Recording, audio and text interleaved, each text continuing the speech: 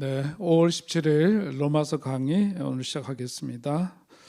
우리 오늘 본문은 로마서 6장 15절서부터 23절까지의 말씀 함께 읽으시고 강의하겠습니다.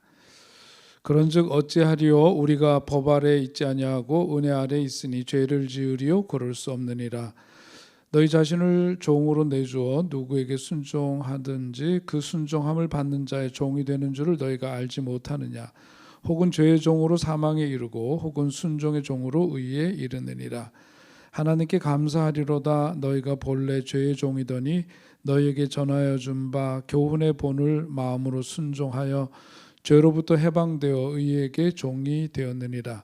너희 육신이 연약함으로 내가 사람의 예대로 말하노니 전에 너희가 너희 지체를 부정과 불법에 내주어 불법에 이른 것 같이 이제는 너희 지체를 의에게 종으로 내주어 거룩함에 이르라. 너희가 죄의 종이 되었을 때에는 의에 대하여 자유로웠느니라. 너희가 그때 무슨 열매를 얻었느냐? 이제는 너희가 그 일을 부끄러워하나니 이는 그 마지막이 사망임이니라. 그러나 이제는 너희가 죄로부터 해방되고 하나님께 종이 되어 거룩함에 이르는 열매를 맺었으니 그 마지막은 영생이라. 죄의 삭은 사망이요 하나님의 은사는 그리스도 예수 우리 주 안에 있는 영생이니라. 아멘. 네.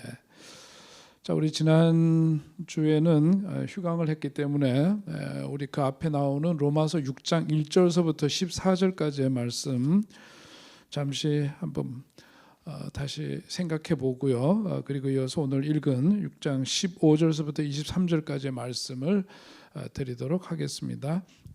우리 지난 시간에 앞부분에서 가장 중요한 주제는 뭐냐면 죄의 문제죠. 그 죄에서 우리가 자유하려면 어떻게 해야 될 거냐 하는 것에 대한 말씀을 드렸습니다.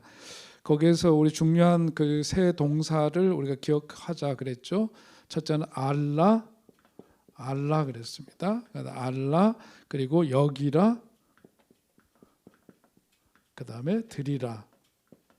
이 세 가지 동사를 가지고 앞에 6장 1절서부터 14절까지의 내용에 대해서 말씀을 드렸습니다. 뭐에 대해서 알아야 되느냐? 여기서 중요한 것은 뭐냐면 우리가 바로 죄에 대해서 죽었다는 사실을 알아야 된다.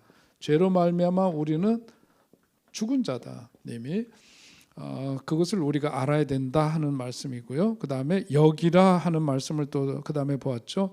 여기라 뭐라고 여겨야 되느냐? 죄에 대하여는 죽은 자요 그리스도 예수 안에서 하나님께 대하여는 살아있는 자로 여길지어다 그랬죠. 그래서 우리가 죄로 말미암아 죽었는데 죄에 대해서는 죽은 자지만 그리스도 예수 안에 있는 인크라이스트죠. 그리스도 안에 있는 사람들에게는 뭐냐면 하나님에 대하여 어떻게 해요? 하나님에 대하여는 살아있는 자로 여긴다. 그래서 칭의에 대한 말씀을 드렸죠. 그렇게 해서 의로운 사람으로 일컬음을 받게 되는 존재로서의 우리 믿는 사람들에 대한 말씀을 드렸고, 그렇게 돼서 결국 우리가 그 다음 단계는 뭐냐면 드리라. 이것에 대해서 이제 예수 그리스도로 말미암아 의로운 사람이라고 여김을 받은 우리들은 우리 자신의 삶을 우리 주님께 드려야 한다 하는 말씀. 드리는데 무엇을 드릴 거냐? 하나님께 계속 드리라 하는 점을 이제 강조하고 있는데 우리는 그것이 뭐냐면 뒤에 이제 어떤 생활 양식에서 그것이 구체적으로 우리의 삶을 통해서 드려지는 거가 되겠습니다만은 우리의 삶의 의의 열매를 드리라. 의의 열매를 하나님께 드리는 그런 삶. 그것이 이제 죄인된 우리가 예수 그리스도로 말미암아 구원을 받은 사람으로 여겨지고 그래서 이후에 전개되는 우리의 삶은 하나님께 드리는 삶. 그래서 앞에 우리 거기 표현은 의의 병기라고 얘기를 표현했죠. 의의 병기가 되어서 오직 너희 자신을 죽은 자 가운데서 다시 산 자같이 하나님께 드리며 너희 지체를 의의 병기로 하나님께 드리라. 자, 이것이 이제 앞에서 6장 14절까지의 말씀을 아주 간략하게 요약하면 바로 그 내용이 되겠고요. 그 다음에 오늘 이제 15절서부터 읽으신 23절까지의 내용을 보면 거기 이제 의의 종에 대한 말씀이 나옵니다. 오늘 우리가 살아가면서 예수를 믿는 사람들, 크리스찬을 일컬어서 크리스찬은 어떤 사람이라고 얘기할 수 있을까? 그리스도를 주로 삼은 삶이죠. 그 그리스도가, 예수 그리스도가 바로 우리 삶의 구세주가 되심을 믿고 그것을 인정하고 고백하고 받아들이고, 그래서 그분이 이제 내 삶의 참된 주인이 되어서 살아가는 그런 삶, 그게 바로 이제 크리스찬의 삶입니다. 그러니까 이렇게 되면은 명의의전에 대한 말씀을 드렸죠. 예수를 믿는다라고 하는 것은 내 삶의 소유권 자체가 주님께 있음을 인정하는 거단 말이에요. 그래서 명의를 이전해 드린 거라는 거죠. 그렇기 때문에 우리는 일컬어서 그리스도의 뭐라고 표현합니까? 그리스도의 종이다 그러죠. 사도 바울도 항상 인사말에서 자기 자신의 정체성을 밝히는 그 표현을 할 때에 예수 그리스도의 종으로서 자기 자신을 표현하고 있음을 앞에서도 우리가 보았습니다. 그러니까 종이라고 하는 것은 뭐냐면 스스로 자기에게 주어진 어떤 자유 자체를 박탈된 상태에 있는 거죠. 그 삶의 소유권을 누구에게 주었느냐면 주인에게 있다는 것을 인정하는 사람입니다. 그래서 그 그리스도의 종이라고 한다면 스스로 이제 예수 그리스도, 예수가 구세주이심을 믿어서 그리스도로 인해서 자신의 자유를 포기한 사람이라고 그렇게 표현할 수 있을 거예요. 그러면서 그것이 자발적으로 예수가 그리스도이심을 믿음으로, 그리고 그러므로 내 삶의 주인으로 그분을 모셔드렸기 때문에, 그러니까 이제 종의 관계죠. 예수님과 나와의 관계는 이제 뭐냐면 종의 관계란 말이에요. 종의 관계이기 때문에 종에게 요구되는 것은 뭐죠? 주인에 대한 뭐예요? 순종이죠. 순종이 요구되는 그런 삶입니다. 자, 앞에서 우리가 6장 1절서부터 14절에서 우리가 죄에서 자유함으로 자유하는 참된 어떤 그 승리의 삶을 살려면 어떻게 될 거냐 하는 이제 과정에 대한 말씀을 앞에서 보셨는데, 자, 우리가 이제 예수가 그리스도이심을 믿고 고백하고 그러면서 이제 이 순종하는 삶을 살게 되는데, 이제 오늘 15절 이하에 있는 말씀은 바로 그거예요. 왜 순종해야 되는가라고 하는 점을 이제 사도 바울이 여기에서 이어서 이제 강조하면서 설명하고 있습니다. 우리가 주님께 순종해야 되는 이유가 뭐냐? 첫 번째 이유, 오늘 이제 세 가지 정도로 이제 함축해서 내용을 살펴보려고 하는데, 첫째는 뭐냐? 은혜 때문이다. 우리가 순종해야 되는 이유, 예수 그리스도께 순종해야 되는 첫 번째 이유는 바로 순종 때문이다. 그것이 이제 오늘 읽은 말씀 14절 이어서 15절에 있는 바로 그 말씀입니다.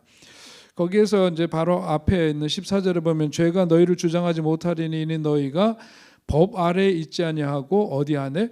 은혜 아래에 있습니다. 그런즉 어찌하리요? 우리가 법 아래에 있지 아니하고 은혜 아래에 있으니 죄를 지으리요? 그럴 수 없느니라. 이제 예수가 그리스도이심을 믿고 의로운 사람이라고 일컬음을 받은 칭의의 은혜를 힘입고 살아가는 우리들이 되었잖아요. 그러니까 거기에 따른 삶은 순종으로 나타나는데, 왜 순종하게 되느냐? 바로 은혜 때문이다. 법이 아니라 은혜 때문이다. 그거예요. 첫 번째 바울이 강조하는 점 바로 그겁니다. 자, 예를 들어서 이런 거죠. 가정에서 우리가 자녀들을 양육하는데 자녀들이 부모의 어떤 법 아래 있다. 그냥 법이 아니라 그 법은 뭐냐면, 너는 자식으로서 앞으로 이제 생활하는 데 있어서 어떤 구체적인 법을 거기다가 이제 새겨 놓는 거죠.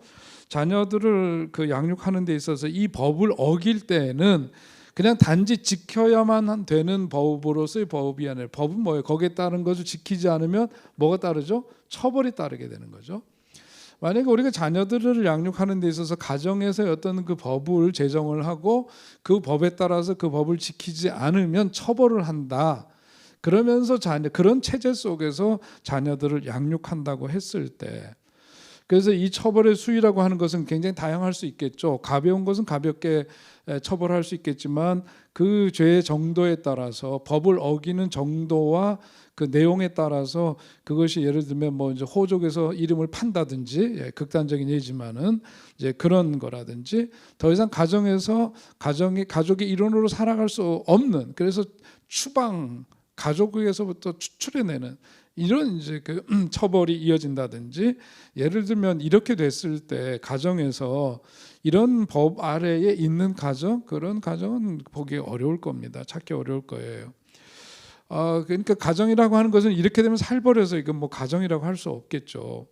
근데 우리는 우리의 그 자녀들을 양육하는 데 있어서 부모들이 정한 그 법에 따라서 자녀들을 양육하는 게 아니죠. 어디에 따라서 은혜에 따라서 자녀들을 양육을 합니다. 마찬가지로 하나님의 자녀인 우리들도 어떻게 이제 사도 바울이 설명하는 건 그거예요. 우리도 하나님의 자녀로서 이제 예수가 그리스도심을 믿고 하나님의 거룩한 자녀된 신분을 갖게 된 우리들이 이제 살아가는 데 있어서는 뭐냐면 법이 우리를 통치하고 다스리는 게 아니라 우리는 그 은혜 가운데 살아가는 거다 이거예요. 그렇기 때문에 은혜로 살아가는 사람들에게 있어서 이 순종은 자연스럽게 이루어지는 일일 수밖에 없다는 겁니다. 우리가 법 아래에 있을 때하고 은혜 아래에 있을 때 이럴 때에 언제 죄를 덜 짓게 될 건가, 이 죄의 문제에 대해 생각했을 때 어떻게 해서 죄를 덜 짓게 될 건가 한번 생각을 해보면 우리가 은혜 아래에 있을 때 오히려 죄를 덜 짓게 되죠. 왜냐하면 은혜는 뭐예요? 값없이 받은 어떤 그 사랑과 은혜가 너무나 크니까 거기에 감동된 삶이죠. 그러니까 이건 자발성에 기초해서 뭔가 이렇게 위배되고 해서는 안 되는 일들을 하지 않는 자율성에 기초한 그런 행위들이 훨씬 더 이쪽이 농후할 거란 말이죠. 이 법 아래에서 엄격한 법 아래에서 그 가족들이 부모가 정해놓은 이 틀 속에서 그렇게 된다면 항상 어떤 이 부분을 의식하게 되고 잘못했을 땐 죄의식 그리고 거기에 따른 처벌에 대한 두려움 이런 것 속에서 살게 되니까 거기에서는 정말 어떤 잘못을 저지르지 않도록 하기 위해서 한 것이지만 훨씬 더 죄를 짓지 않을 가능성은 이쪽이 훨씬 더 높은 거죠. 높습니다. 그러니까 24절의 말씀이 그거 죄가 너희를 주관치 못하리니 이는 너희가 법 아래 있지 아니하고 은혜 아래 있습니다. 그걸 설명하고 있습니다. 우리가 율법 아래 있는 것이 아니라 하나님의 은혜 아래 있기 때문에 죄가 우리를 주관하지 못한다 하는 그런 고백입니다. 그러니까 은혜의 힘과 법의 힘 가운데 어떤 게 더 힘세대요? 은혜의 힘이 훨씬 더 세다.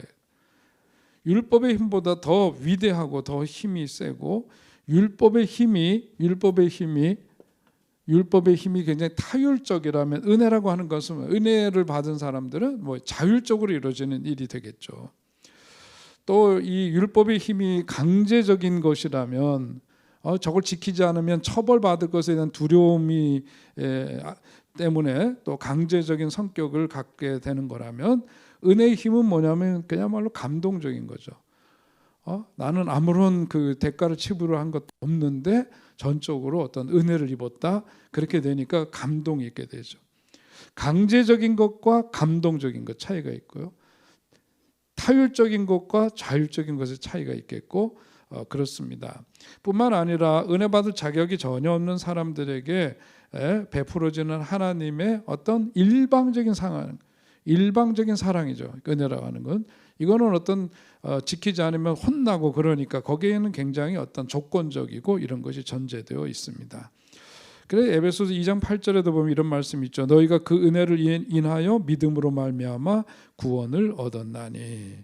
그러니까 은혜로 인해서 믿음으로 말미암아 구원을 얻었다.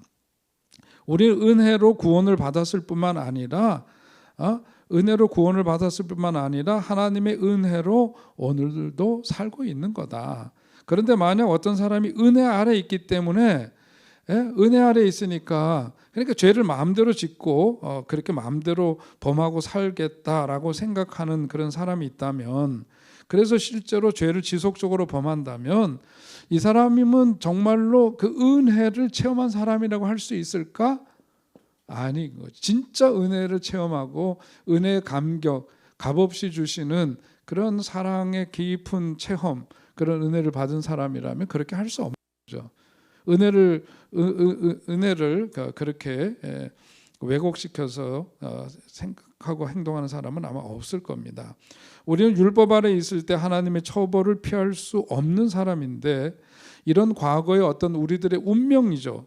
그런 것과 비참한 이런 상황들, 이런 것들을 스스로 깨닫고 거기서 나를 구원하신 하나님의 은혜가 놀랍고 얼마나 위대한가를 깨달은 사람이라면 법 아래 있지 않고 어디 안에 있어요? 은혜 아래 있게 되죠. 은혜 아래 있다는 사실, 그것을 인정하지 않을 수가 없는 거죠. 그러니까 15절 말씀이 그래서 뭐예요? 그런즉 어찌하리요? 우리가 법 아래 있지 아니하고 은혜 아래 있으니 죄를 지으리요? 그럴 수 없느니라. 진짜 은혜 받은 그런 감격 속에 살아간다면 그렇게 할 수가 죄를 지을 수가 없다. 그런 이야기입니다.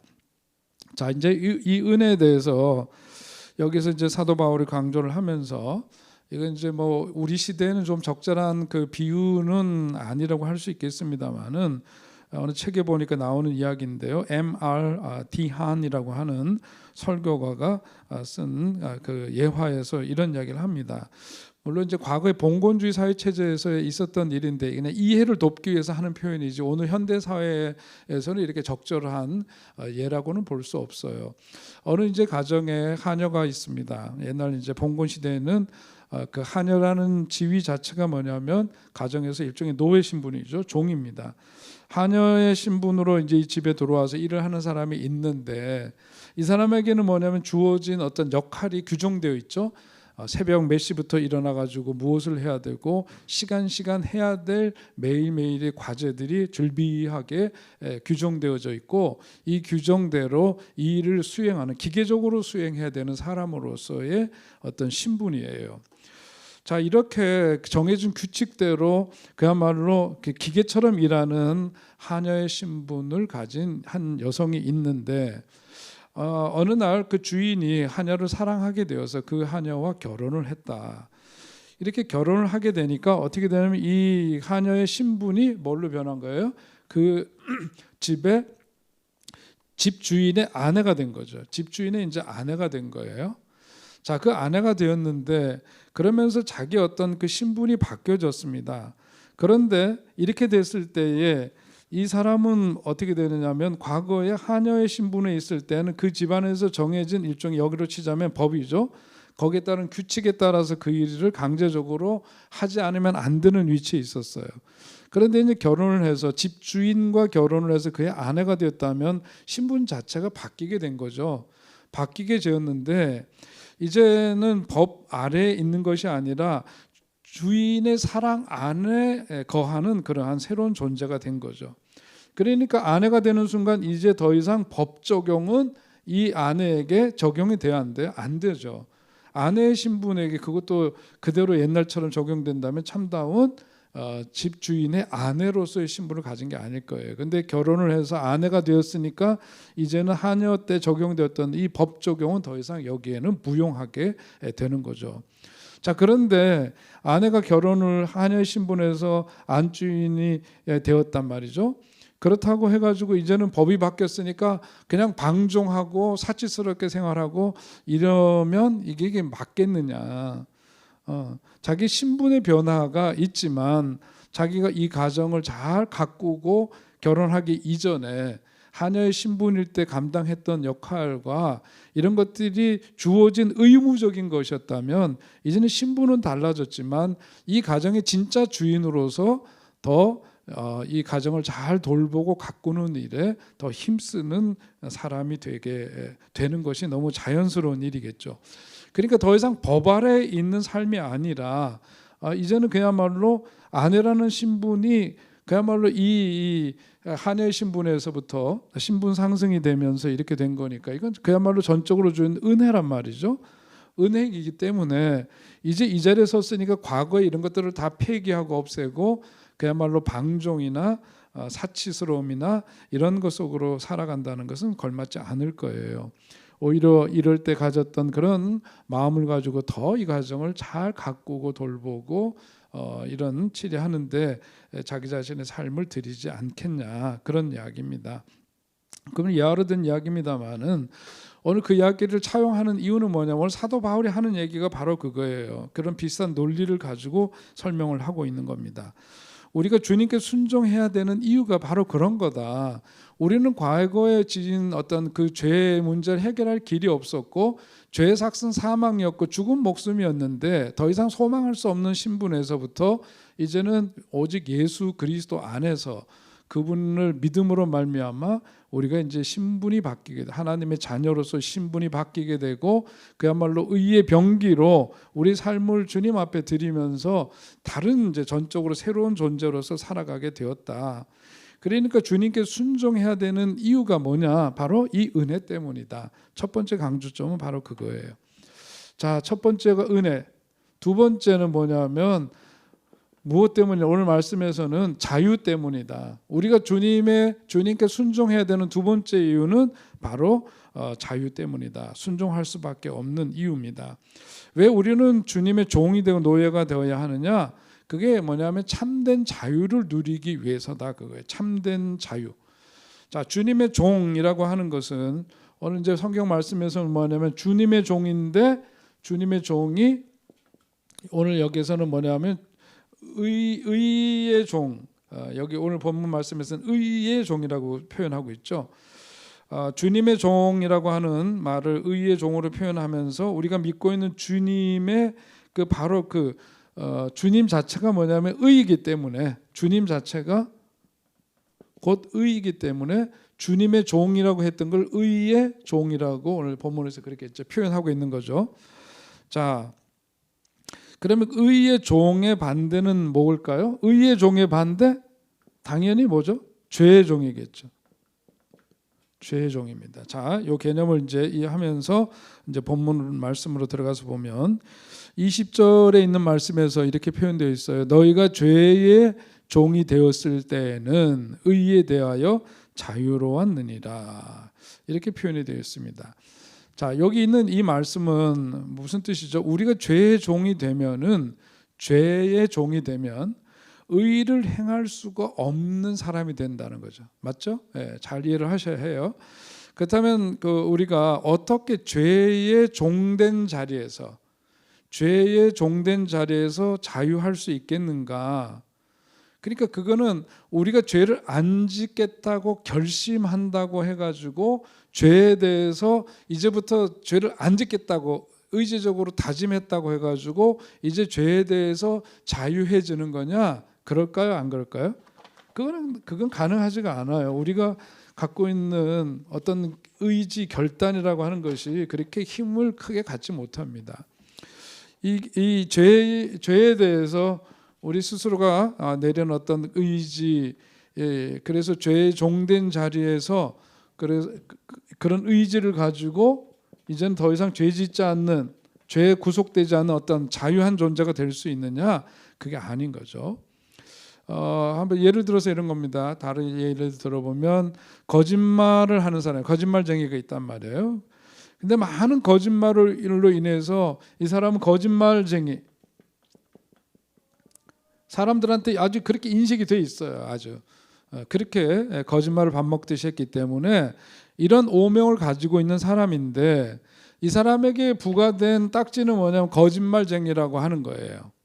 근데 이 사람이 거짓말쟁이를 면할 수 있는 것은 뭐냐? 어느 날 내가 이제부터 거짓말을 하지 않겠다 선언한다고 해가지고 거짓말쟁이라는 그 사람에게 붙여진 이 낙인이, 이것이 그런 딱지가 없어지느냐? 그렇지 않죠, 그죠? 자기가 이제는 거짓말하지 않겠다라고 하는 것으로는 충분하지가 않고 언제 또 거짓말을 할지 자신도 모르고 남도 더군다나 모르고, 그렇죠. 그러니까 그 다른 방법이 없이 그 거짓말을 하던 입술에서 이제는 진짜 이 사람이 뭘 해야 돼요? 참말만 해야 되는 거죠. 거짓말이 아니라 진짜로 참말을 함으로써 이 거짓말쟁이가 이제는 더 이상 거짓말을 하지 않는 사람으로 그 삶을 보여줘야 되는 거죠. 참말을 하는 사람, 그래서 진실한 사람이 되는 것. 그때야 뭐죠? 이 사람은 거짓으로부터 뭐하다? 여기 표현한 대로 하자면 오늘 본문에 있는 표현을 하면 자유해질 수 있단 말이에요. 그 말이에요. 거짓말쟁이가 거짓으로부터 자유하려면 선언해서 되는 게 아니고 의지만 갖고 되는 게 아니라 참말을 하는 삶을 살아감으로써 거짓으로부터 자유해지는 거죠. 또 다른 예로 도둑질하는 사람이 있다. 이 사람이 도둑놈이라고 하는 불명예스러운 그런 낙인이 찍혀져 있는 사람이에요. 근데 이 사람이 이 도둑놈이라고 하는 것으로부터 자유할 수 있는, 벗어날 수 있는 길은 뭐냐? 이제부터는 도둑질하지 않겠다고 중단하겠다고 선언하는 것만으로 충분한 게 아니라, 왜냐하면 이 도둑질은 그동안도 그래 왔기 때문에 언제 또다시 재개될지 몰라요. 그러니까 성경이 얘기하고 있는 것은 뭐냐면 도둑질하는 이 사람이 어떻게 함으로써 이 오명에서부터 벗어나느냐 하면 도둑질을 그만하는 것으로만이 아니라 선한 행위로 이 사람의 삶의 습관이, 그릇되고 잘못된 습관이 이렇게 바뀌는 것으로, 구체적으로 이런 전환이 이루어졌을 때 이 사람은 뭐죠? 도둑놈이라고 하는 것으로부터 어떻게 돼? 자유해지는 거죠. 그렇게 되는 겁니다. 그러니까 언제 우리가 죄의 어떤 종으로서 죄의 종된 자리에서 자유할 수 있느냐? 죄의 종이 안 되겠다 결심하고 선언해서 되는 게 아니고, 충분한 게 아니고 적극적으로, 그러니까 뭐가 돼야 될까요? 죄의 종이 아니라 뭐가 돼야 되죠? 죄의 종. 선언해서 되는 게 아니라 적극적으로 삶 속에서 뭐가 돼? 의의 종으로 살아가야 되는 거죠. 사도 바울이 그 얘기를 하는 겁니다. 적극적으로 의의 종이 되어야만 죄에서 자유할 수가 있는 거죠. 죄에서부터 자유하려면 의의 종으로 살아가야만 합니다. 언제 우리가 이렇게 될 수 있느냐? 선언이 아니다, 삶이다. 의의 종이 된다는 사실은 의의 근원이 되신 유일한 분이신 예수 그리스도의 종이 된다는 그런 뜻이죠. 그러니까 어떻게 저나 여러분이나 우리들 모두가 예수 그리스도의 종이 될 수 있느냐? 먼저 예수 그리스도를 구세주로 어떻게 가장 먼저 이루어지는 일이 뭐죠? 영접하는 일이잖아요. 그죠? 우리가 예수가 그리스도이심을 고백하고 그분을 내 삶으로 영접하는 것뿐만 아니라, 이제는 뭐냐면 앞에서 우리 앞에 14절까지 말씀에서 여기 써 있었죠. 드리라 했던 것처럼 우리가 우리 삶을, 우리 자신을 예수 그리스도 앞에 우리 자신을 바쳐야 되죠. 그리고 한 걸음 더 나가서 그 다음에 이제 강조하는 게 뭐예요? 순종하는 거고 복종하는 거다. 그렇게 복종하는 삶이 시작되어야만 하고, 그게 바로 그리스도의 종된 증거다. 그렇게 말하고 있는 겁니다. 자, 17절과 18절을 다시 한번 보겠습니다. 17절, 18절. 하나님께 감사하리로다. 너희가 본래 죄의 종이더니 너희에게 전하여 준 바 교훈의 본을 마음으로 순종하여 죄로부터 해방되어 의에게 종이 되었느니라. 이제는 하나님께 감사하십시오. 전에는 죄의 종이었지만 이제는 아닙니다. 그런 거죠. 그 증거가 우리 삶에 나타나기 시작합니다. 그것은 우리에게 전하여 준 주님의 교훈의 본을 순종하는 겁니다. 주님의 말씀을 따르는 것입니다. 그런 뜻이에요. 그러니까 내가 100% 순종하는 것은 아니지만 내 마음속에 새로운 어떤 열망이 생겼다. 새로운 소망, 소원, 또 하나님의 어떤 그 교훈을 따라서 주님의 말씀을 따라서 살고 싶어 하는 어떤 그런 순종이 시작이 되었다. 이게 바로 뭐냐면 내가 죄의 종에서부터 자유하게 된 증거다, 그거예요. 17, 18절에서 그렇게 말씀합니다. 자, 그러니까 내가 그분을 나의 주님으로 삼고 그분의 교훈을 따르고 복종하는 삶을 살기 시작했을 때 우리는 진정한 자유를 경험한다. 이게 이제 가장 대표적으로 예수님께서 예를 들어서 말씀해 주신 비유가 바로 뭐죠? 탕자의 비유죠. 탕자의 비유에서 바로 그것을 예수님께서 말씀을 해 주셨습니다. 그 교훈의 탕자 비유에서 나오는 내용은 그런 거죠. 탕자가 아버지 곁을 떠났습니다. 이유는 뭐냐면 자유롭고 싶어서였어요. 아버지의 어쩌면 그 잔소리가 굴레처럼 느껴졌고 함께 사는 것이 구속이라고 느껴졌고 그래서 자유를 찾아서 떠났을지 모릅니다. 성경에서 우리가 추측할 수 있는 대로 그는 어떻게 됐냐면 아버지 집을 떠나서 자유로움을 느꼈을 거예요. 한동안 자유를 만끽한다고 착각했을 터인데 그런데 결국은 아버지가 준 재산을 다 탕진을 하고 말았고 주머니가 비기 시작하니까 자신의 자유도 이제는 끝나가기 시작한 거죠. 주변에 많은 사람들이 돈이 있으니까 모여 있었는데 돈이 떨어지고 나니까 의미 없는 친구들 하나둘 다 떠나고 혼자 외톨이가 되었고 더 이상 먹을 거리가 없다 보니까 돼지들이 먹는 돼지들이 치는 그 돼지를 치는 막 속에 들어가 가지고 거기에서 그야말로 돼지들이 먹는 그것을 먹으면서까지 비참한 생활을 하게 되는 거죠. 그리고 그는 자신이 자유인이 아니라 비참한 노예가 되었다는 것을 그제서야 발견하게 됩니다. 그리고 아버지 품에 있을 때보다 훨씬 부자유한 사람이 되어버린 거죠. 그러면서 자신이 참담한 죄인이요 죄악의 종이요 타락의 종이요 방종의 종이 되어버렸다는 사실을 그제서야 이제 바닥까지 내려간 다음에야 그것을 자각하게 됩니다. 그때서야 비로소 아버지 앞에 돌아가고자 마음 가운데 이제 그런 생각이 들게 되었던 거고 그래서 아버지 앞에 돌아갔을 때 그는 아버지가 자기를 안 받아 주시면 당연히 이제 아버지가 그렇게 자기를 그렇게 쉽게 용납하리라고 생각하지 못했죠. 그래서 아버지 하늘과 아버지 앞에 죄를 얻어 싸우니 나는 아버지의 아들이라 일컬음을 감당할 수가 없습니다. 저를 품꾼의 하나로만 보아주십시오. 그렇게 간청할 결심을 가지고 그는 돌아갔다라고 하는 거죠. 그런데 막상 아버지 품으로 돌아가니까 아버지는 돌아온 자식을 어떻게 했어요? 종으로 취급하지 않았다라고 하는 겁니다. 죽었다가 다시 산 아들로 받아주시죠. 그리고 그 아들의 손에 그 가락지 반지를 끼워주죠. 그건 아들임을 표현하는 그런 상징물입니다. 돌아온 아들은 아버지의 품에서 진정한 자유를 경험하게 되죠. 진정한 자유는 어디에 있었느냐? 진정한 자유라고 하는 것은 어디에 있었느냐? 아버지의 품에 있었다. 하나님 품에 있었는데 아버지의 품에 있었다는 것을 그는 몰랐던 거죠. 자, 그러니까 오늘 우리도 이제 살아가면서 다시 생각을 해보아야 하는 거죠. 새들은 언제 자유하냐? 하늘에서 자유할 수가 있는 거죠.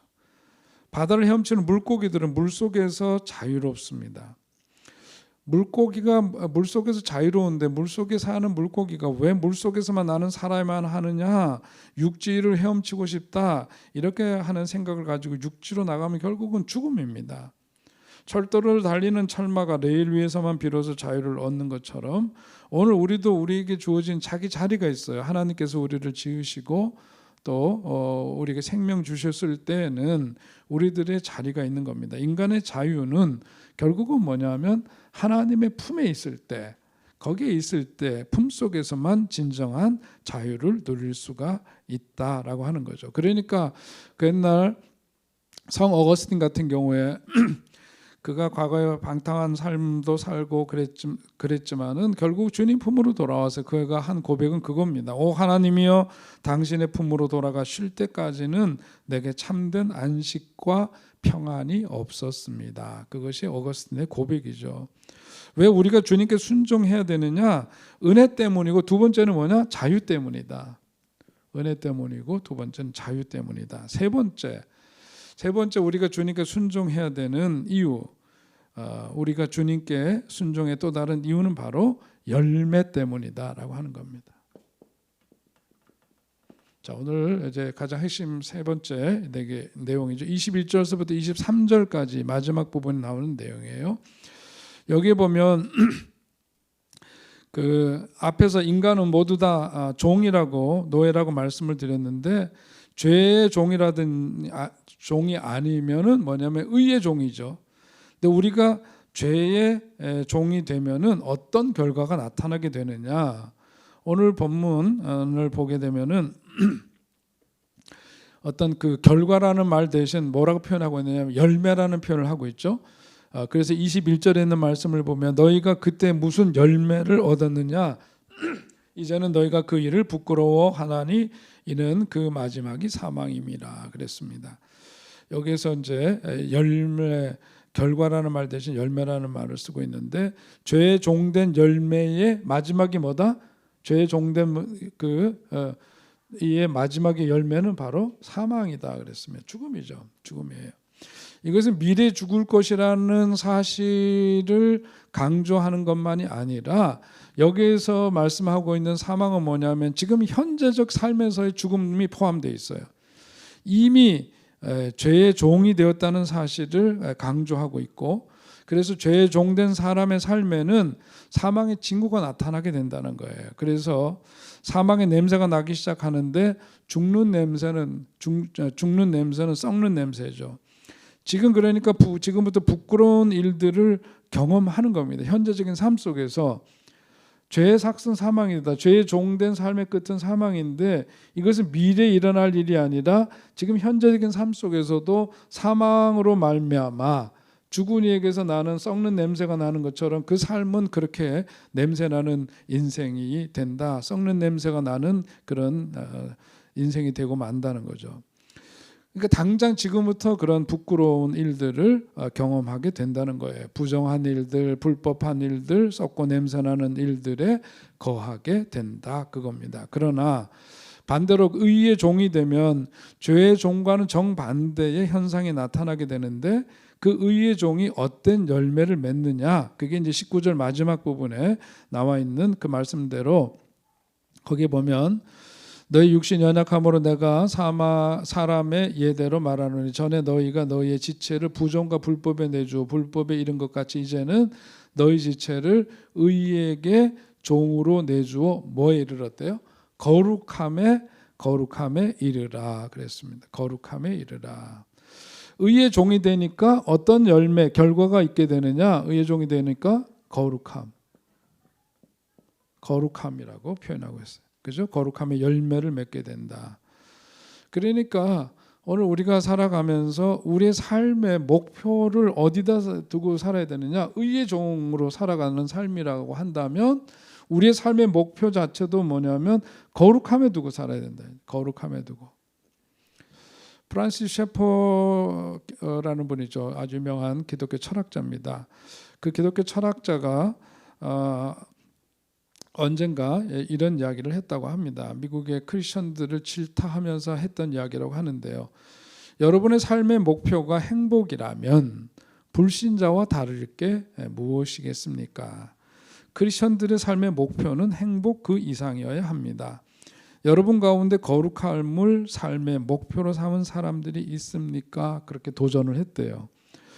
우리 믿음의 사람들이 그러니까 지향해야 될 그 삶은 그러니까 단지 행복하게 살 예수님 때문에 행복하고 만족하고 이런 것에 머무는 게 아니라 그것을 넘어서서 진정으로 우리가 예수가 그리스도심을 믿어 그 은혜 아래 사게 살아가게 되고 그렇게 되면은 또 주님으로 말미암아 참된 어떤 자유함 속에 살아가게 된다면 우리는 무엇을 추구하는 인생이 되느냐? 거룩함을 추구하는 인생이 되는 것. 그것이 너무나 당연한 거다. 삶의 목표를 거룩함이라고 당당히 고백할 수 있는 사람이 되라. 그게 바로 프란시스 셰퍼가 강조하고 있고 한편으로 도전하고 있는 그런 내용이죠. 우리가 의의 종이 되었을 때 거룩함의 열매를 맺게 됩니다. 우리가 얻는 영생은 그냥 영생이라 그러니까 영원히 산다. 그게 미래에 죽은 이후에 우리들이 맞이하게 될 계속되는 어떤 생명으로서의 영생만이 아니라 여기에는 뭐냐면 질적인 의미가 있고요. 현재적인 의미가 있어요. 영생이라고 하는 것은 언젠가 죽음 이후에 주어질 지속적인 어떤 생명의 날들만을 의미하는 게 아니라 오늘 우리가 살아가는 구체적인 삶의 현실 속에서 그 영혼을 누리고 맛보며 살아가는 삶이에요. 생명력이 넘치는 삶을 말하는 것이고 그런 게 바로 이제 영생인데 이 거룩함의 열매 그것을 통해서 우리는 영생을 누리게 되는 그런 삶. 그래서 22절에 보니까 이렇게 돼 있어요. 22절에 그러나 이제는 너희가 죄로부터 해방되고 하나님께 종이 되어 거룩함에 이르는 열매를 맺었으니 그 마지막은 영생이라. 거룩한 삶을 살다가 어떻게 된다? 영생 속으로 들어간다는 거예요. 미래에 영원한 생명이 주어지는 삶으로 가는 건 당연한 거고, 현재적인 삶 속에서도 뭐냐면 영생 속으로 들어간다. 오늘 시간에 그 영원성 속에서 살아가는, 질적으로 전혀 지금 제한된 삶 속에서 그런 규정된 그 틀 속에서 살아가는 일반 사람들의 삶과는 다르게 오늘 현재적인 삶 속에서 그 영원을 누리며 살아가는 질적인 시간의 삶을 살아가는 삶이 된다, 그런 의미입니다. 자, 그래서 여기서 보니까 그 순종의 결과가 영생이라면 영생을 얻기 위해서 순종해야 되고, 그러면 행함으로 구원을 얻는 것이 되는데, 이것이 아니라 그거 하는 점을 강조하는 게 23절에 죄의 삭은 사망이요 하나님의 은사는 그리스도 예수 우리 주 안에 있는 영생이니라. 자, 여기서 삭시라고 하는 단어는 은사라는 단어하고 대조를 이루고 있는데요. 삭시라고 하는 것은 뭐죠? 마땅히 행한 것에 대한 대가로서 오는 거예요. 그래서 죄의 삭은 사망입니다. 그러나 하나님의 은사는 삶으로 삭스로 주는 것이 아니라, 대가로 주어지는 것이 아니라 전적인 하나님의 사랑과 또 하나님께서 일방적으로 주시는 은혜의 선물로서 주어지는 거죠. 바로 예수님 안에 있던 그 영원한 생명을 받는 겁니다. 그러니까 우리가 기억해야 될 것은, 영생은 지금 얻는 것이지만 영원한 생명을 소유한 그 순간부터 우리에게는 뭐냐면 거룩한 삶을 살 책임이 주어진다. 영생이라고 하는 것이 우리들에게 주어지는 축복의 선물인데, 그렇게 그것이 보장되고 그 속에서 살아간 우리들의 삶이 현재적 삶 속에서 나타나야 될 것은 뭐냐? 거룩함이다. 그것을 여기서 강조하고 있습니다. 자, 오늘 우리 로마서 6장 15절서부터 23절까지의 말씀, 여기까지 말씀으로 오늘 좀 강의 시간이 좀 짧았죠?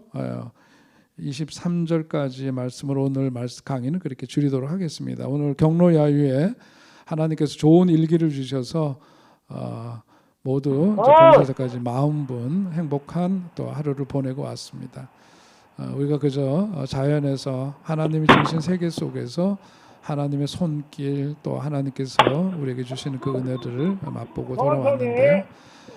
오늘 여러분 이 저녁에도 강의를 경청하신 여러분들에게도 하나님이 주신 위로와 따뜻한 그런 은혜가 여러분 속에 가득하시길 바랍니다. 오늘 우리에게 주신 이 말씀, 함께 배운 이 말씀을 통해서 우리가 예수 그리스도로 말미암아 얻게 된 많은 그런 복들이 있는데, 법 아래 있지 않고 은혜 안에 살아가는 그런 삶, 또 우리가 그래서 주님께 순종하지 않으면 안 되는 삶이 바로 우리가 받은 그 은혜 때문이고, 또 자유 때문이고, 또 한편으로는 바로 그 열매 때문에 우리는 그런 순종의 삶을 살아가게 된다는 거 다시금 기억하시고요. 오늘 이 밤에도 평안한 밤 되시고 은혜가 넘치는 귀한 시간 되시기를 주의 이름으로 축원드립니다. 기도하겠습니다. 존귀하신 하나님, 은혜를 감사합니다. 오늘 이 저녁에도 하나님 말씀을 청종하는 주의 자녀들을 기억하시고 하나님 은혜와 복을 더하여 주옵소서. 로마서의 말씀을 통해서 우리들의 신앙의 가장 근원적인 내용들을 다시금 점검하고, 또 내 신앙의 현주소를 말씀에 빛이 비추어 다시금 살피도록 인도해 주시오니, 오늘 주님께서 주신 말씀을 통해서 정말 값없이 우리들에게 주신 주님의 그 은혜 다시금 감사하고, 우리의 삶 속에서 더욱더 정말 거룩한 하나님의 백성으로서 아름다운 삶의 의로운 열매들이 풍성하게 익어가는 삶이 되게 하여 주시옵소서. 한 주간 동안도 주어진 삶의 자리에서 열심히 살았습니다. 하나님 주말을 맞이한 우리 사랑하는 성도들, 하나님께서는 큰 위로와 격려를 더해 주시고, 이제 거룩한 주일 맞이할 때 거룩한 주일 복되이 성수하면서 하나님 위로부터 내려준 주의 은혜를 흠뻑 힘입고 살아가는 축복의 사람들 되게 하여 주시옵소서. 오늘도 함께 하신 주님께 감사를 드리고 모든 말씀 우리 구주 예수 그리스도 이름으로 기도하옵나이다. 아멘. 감사합니다. 수고하셨습니다.